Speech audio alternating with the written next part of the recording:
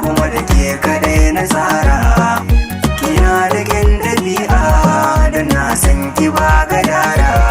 Ni ma da kai kaɗai nake so zana rayu kan samo mijina, wanda idan na ganka ko yaushe damuwa ta kushe a raina. Kai ɗaya ni na baiwa kaina da rayuwa ta ga hannuwana. Ni ma ke kadai na bai duka sirrika na barbaɗi na ke ce.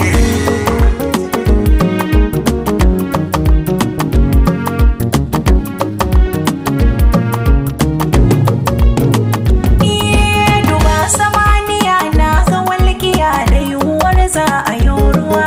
Makin idaniya tun kurwaciya inda ke ba da damuwa. Na yi anniya duka safiya san ka ne zai ta karuwa. Dubi tiya kin ji gaskiya da ke kadai zan yi rayuwa.